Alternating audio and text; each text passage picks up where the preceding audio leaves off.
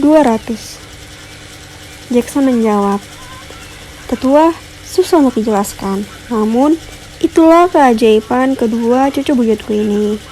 Dan mengapa aku memilih tinggal di sini? Karena ingin menyaksikan keajaiban apa lagi yang akan mereka berdua buat." Jawaban Jackson tetap membuat kelima tetua bingung. Melihat ini, Anita lalu berkata, "Tetua, mereka berdua adalah reinkarnasi leluhur keluarga Lee ribuan tahun lalu. Maka tadi ia dapat menceritakan asal-usul leluhur kita. Yang membantu leluhur kita melarikan diri dari istana adalah kakaknya. Yang mengawal adalah adiknya dan mengajarkan tarian kipas serta jurus simpanan para tetua juga berasal dari mereka berdua ini."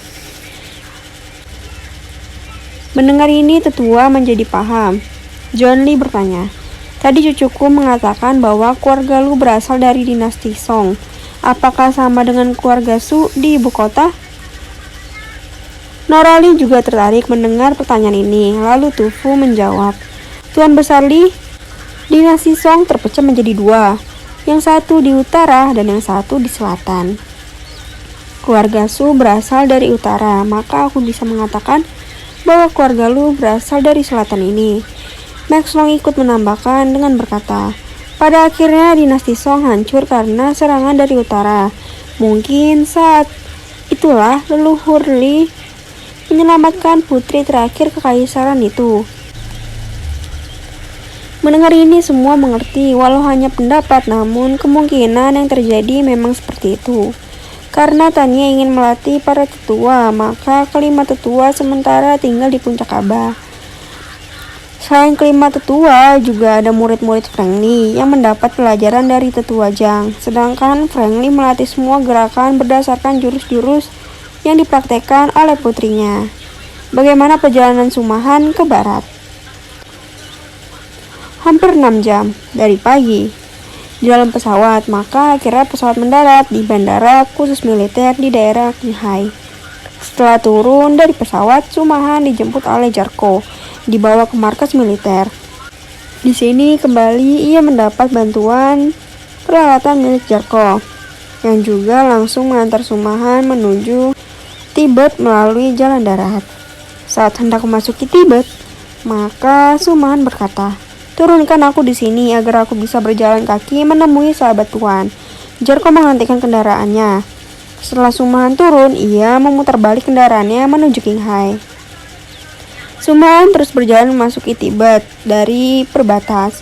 Selama 2 hari, ia berjalan kaki melewati hutan hingga tiba di kaki bukit, di mana desa tempat Harvey Lam tinggal.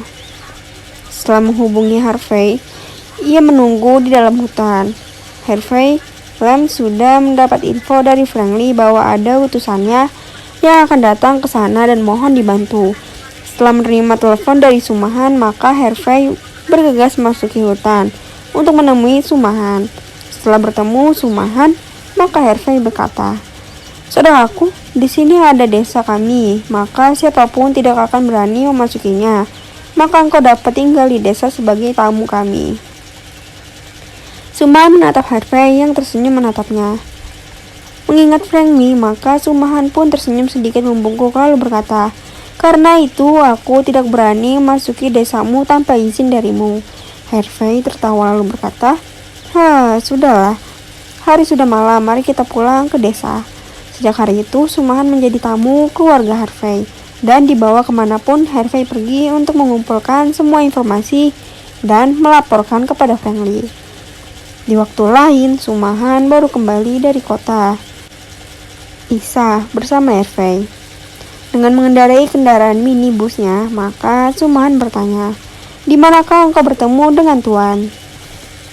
Harvey tertawa lalu menjawab, "Pertanyaanmu ini sudah beberapa hari engkau pendam, maka dengarkanlah.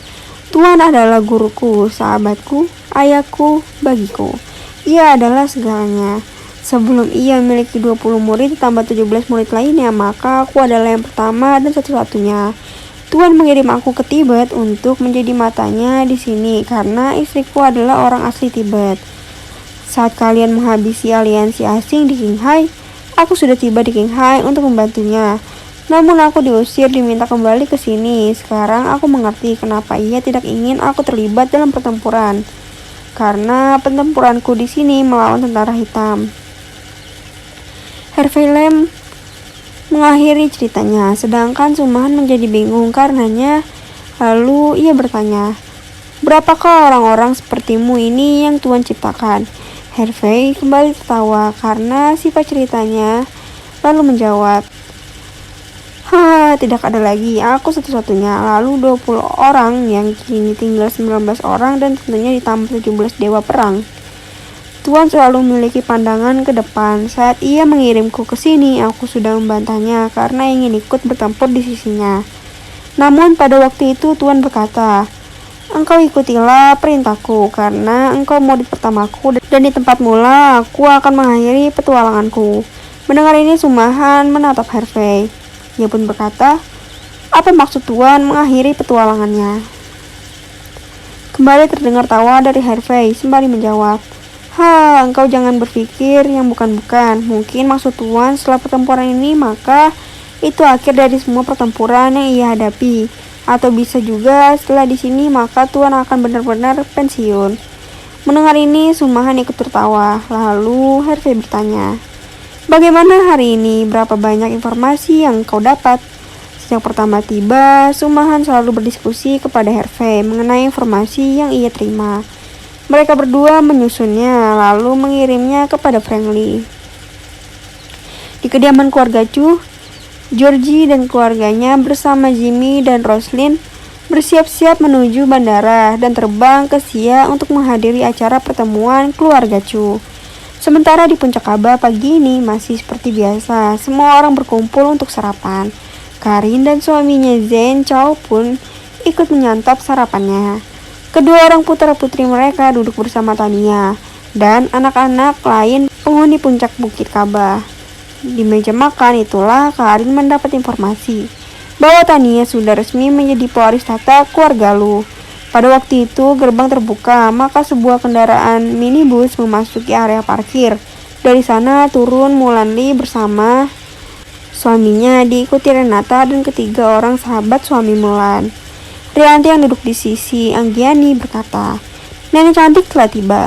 Anggiani yang penasaran bagaimana orang yang disebut nenek cantik berani membuat heboh King Zhao. Saat memasuki halaman belakang, Mulan bersama yang lain langsung menuju meja Frankly. Mereka membungkuk dengan hormat. Dilanjutkan pada John Lee dan ke semua orang yang hadir.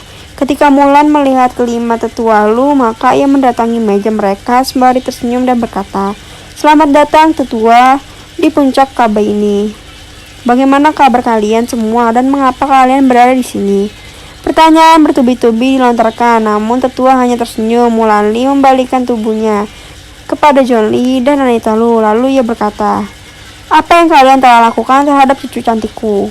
John Lee tersenyum menjawab, "Ia sudah resmi menjadi pewaris tahta keluarga Lu."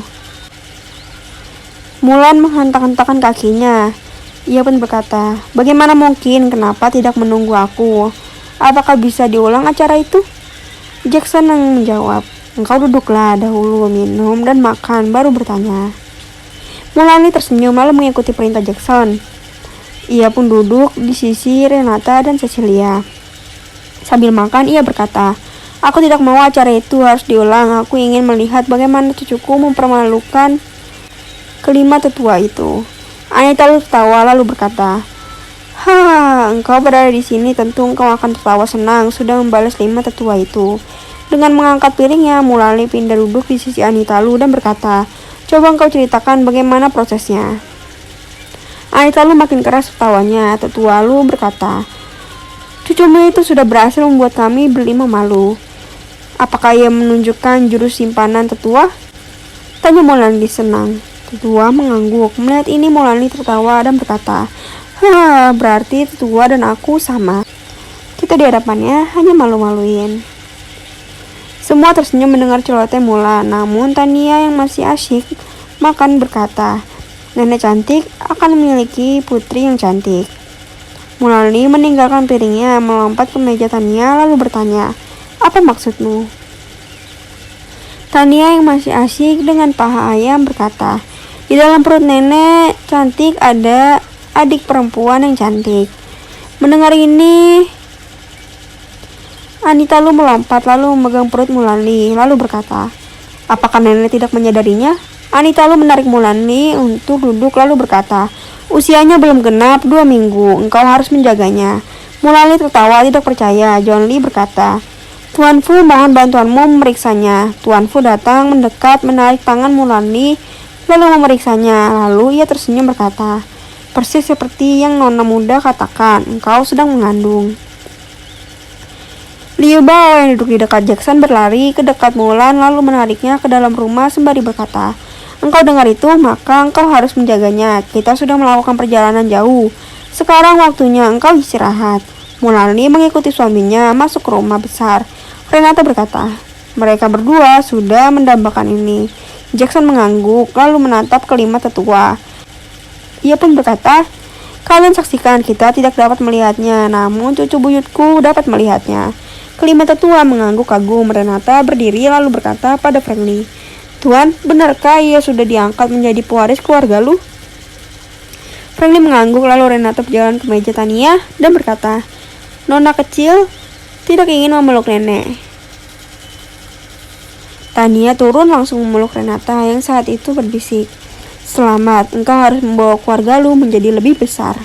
Tania mengangguk lalu kembali duduk sembari berkata, "Nenek Renata, tenang saja, keluarga Lu akan menjadi lebih kuat nanti bersama Tania."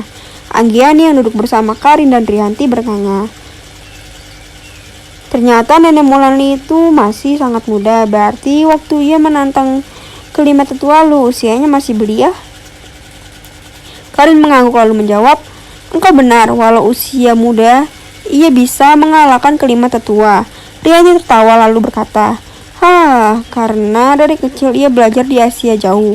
Menurut ibu, semua gerakan keluarga Lu dapat dibaca olehnya, tentu dengan mudah mengalahkan tetua." "Di manakah Asia jauh itu?" tanya Karin.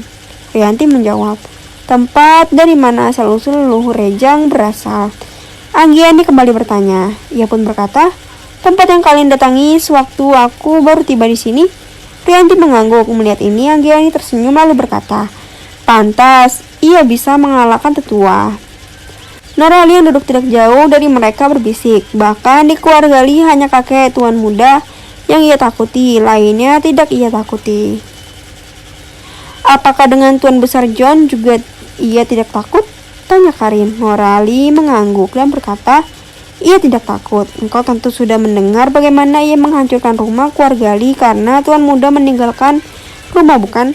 Karin mengangguk mengerti. Di keluarga Li, Mulani memang disegani dan dihormati, tapi sekarang dengan kakak iparku ia tidak berani. Rianti berkata dengan senang. Norali tersenyum mendengar kata-kata Rianti. Sementara itu gerbang terbuka. Max Long bersama putrinya berjalan masuk. Melihat Renata, Feng Long langsung mendatanginya dan berkata, "Engkau sudah kembali, si Bawel juga sudah kembali." Renata menarik Feng Long duduk lalu berkata, "Ia sedang hamil, jangan engkau ganggu." Feng Long terkejut, namun dia tersenyum lalu berkata, "Akhirnya ia memiliki anak." Anita yang juga di sana berkata, "Ia sedang beristirahat," sambil menempelkan telunjuknya ke bibir. Feng Long tertawa lalu berkata, hei Mulan Li, apakah engkau tidak rindu padaku?" Mendengar teriakan Feng Long, semua terdiam karena sebentar lagi kegaduhan akan timbul. Oke deh, segitu aja cerita dari gue. Jangan lupa ya subscribe dan komennya. See you.